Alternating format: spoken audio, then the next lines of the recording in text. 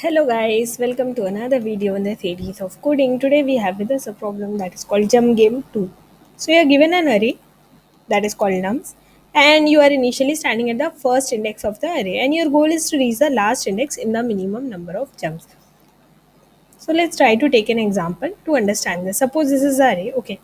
So let's try to build the approach.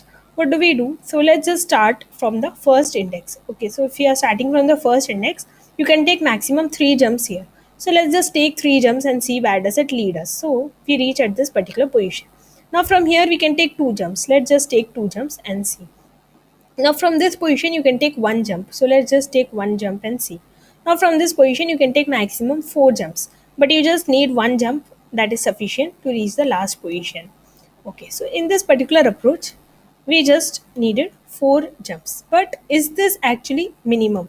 So is this a minimum approach or can you find a better possible solution that will give you less number of jumps than the particular one?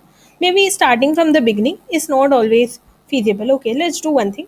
Let's okay, let me keep this as such and let's use a different color so that we can distinguish. Okay, let's use black color and let's say we go from back approach instead of starting from the beginning. Okay, so now I am standing here and let's say, so what can I do? Maybe I can take this particular approach where from here I can take this particular number because I can take 3 jumps and I can reach here directly. So I know 3 jumps are sufficient. So what about again I can take 3 jumps from here and I can reach this, and again I can take this particular path. So now I'm taking less number of jumps than before. So I need 3 jumps in the black path compared to the green path which was giving me 4 jumps. So it is still better, but is it still minimum or can we find a better solution than this? Okay, let's think something else. What if from the last, let's say consider this particular path. So you can make a whooping 5 jumps and let's say you can start from the beginning. From beginning you can take maximum 3 jumps, but since 3 is maximum, that means you can take one jump also or 2 jumps also or 3 jumps also. So from first, let me just let me only take 2 jumps, okay, so that I can use this number 5, which is my aid or help here. That is going to help me and propel me and make me reach the last number. So only 2 jumps are sufficient, and that will give me the minimum possible solution for this. But how do we actually get to this approach, right? So using these examples, it helps you think that why don't we keep a count of farthest that you can reach from each particular index, so that from each index maximum that you can reach, and that will help you to solve this particular question. So that is what we are going to do, and that is going to be done in O of n time complexity, and it is going to be the greedy approach that we are going to use. So let's see how we are going to do this. So we are going to declare a variable farthest to help us keep a track of the farthest index that we can reach from every current position.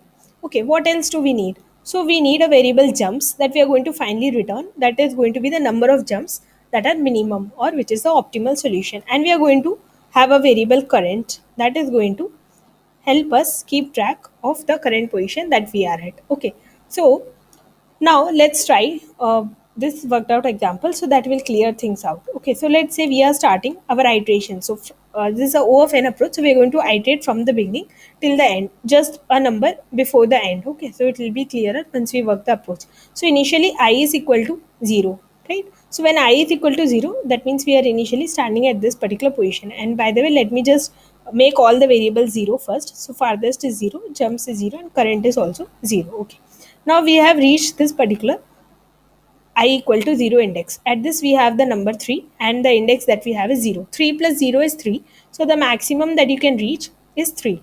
But that doesn't mean that we are going to take 3 steps, because as we saw in the worked out example, this is not going to give us the optimal solution, right?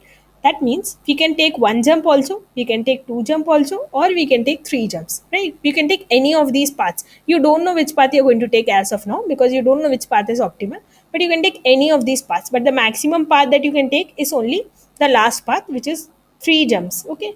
And you can reach the index 3. So the maximum or the farthest that you can reach from here is 3. So I will change the farthest variable to 3, right? Because 3 plus 0 is 3, maximum you can reach is 3. What is the number of jumps? So now I will change my number of jumps to 1 because I have taken one jump. Which jump I'm going to take, I don't know. We'll find that in some time. But we are going to take either this jump or this jump or this jump. Okay. And what about the current? So current is 0. Current will be changed to 3. Current will be equal to farthest. Okay. Why? Because we are going to assume that we are going to come up to here. After that, we are going to change jumps and current further. Okay, so it will be clearer once we go over the iteration. So let me erase this and let's go over the next possible iteration. So in the next iteration, we have I equal to 1. Now when I is equal to 1, what do you have? You have the number 4 and you have the index 1. 4 plus 1 is 5, right? So from here, you can maximum reach the index 5. Now is 5 greater than 3? What is 3? 3 is farthest. As of now, farthest that you could reach is 3, but now you can reach 5. So I will change my farthest variable from 3 to 5. Okay, farthest has now become 5. What about the number of jumps and current? So that will not change. As mentioned, see, we don't know if this is the path that is going to be optimal. So we cannot change jumps or current as of now. When will we come to know which path is optimal? Once we have traveled all these three paths, okay, once we have reached this particular, okay, once we have reached and once we have traveled all these 1, 2 and 3 paths, and once we have reached this particular index, okay, which is current is 3, then only we will know which path is optimal. So until then we will have to wait and we can not do anything. So let me mark those again and let us go forward. So we have these three paths, we don't know which is optimal. So as of now, we are going to keep jumps and current as such, and we are going to go forward in the next particular iteration. So in the next iteration, I is equal to 2. When I is equal to 2, we have 5 and the index is 2. 5 plus 2 is 7. So maximum you can reach is 7 and the farthest is 5. 7 is greater than 5. So I will change my farthest and I will change it to 7 because farthest is the variable which keeps account of the farthest that you can reach literally. So now it is 7. Okay, what about jumps and current? So that will not change because we don't know which path is best. Okay, so now let us go forward in the next particular iteration. So let me just write this again because it has gotten erased away. Let me write it in the same color. Okay, now we are going to go to the next possible iteration. So in the next iteration, I is equal to 3. When I is equal to 3, the number that you have is 2 and the index that you have is 3. 2 plus 3 is 5.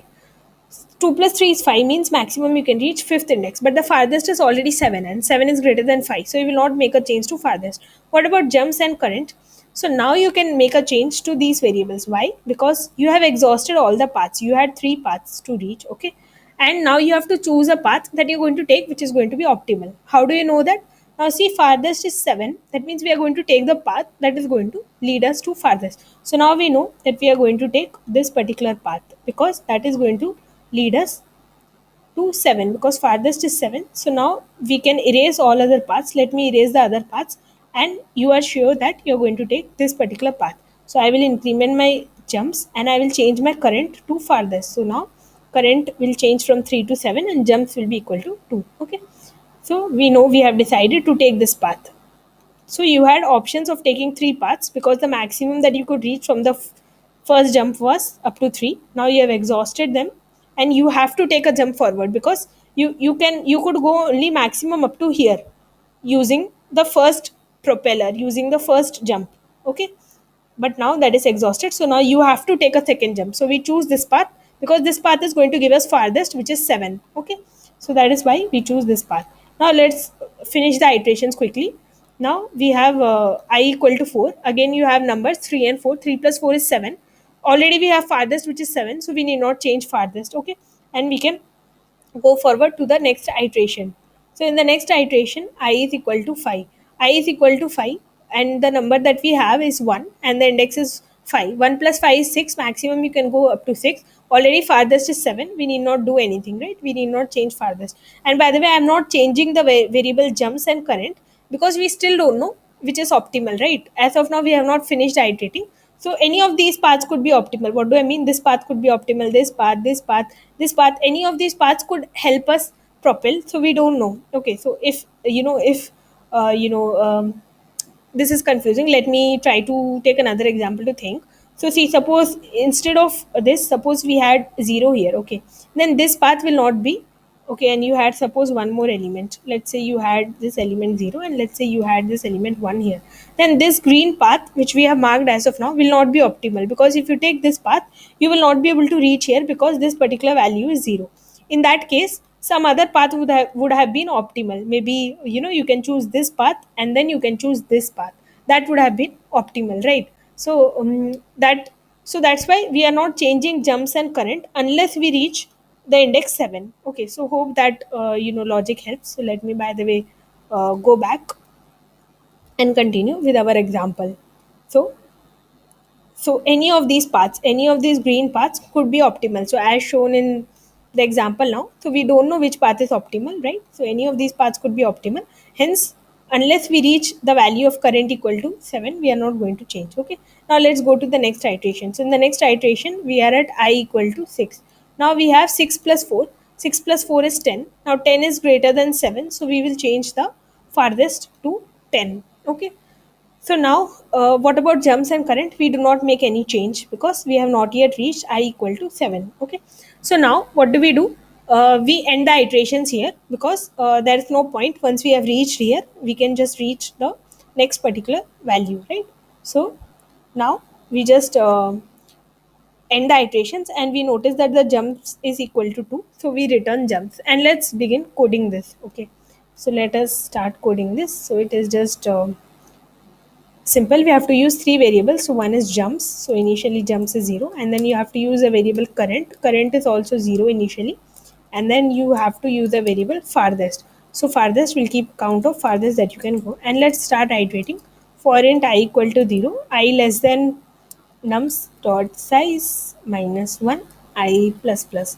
And what are we going to do? So we are just going to check farthest first of all, right?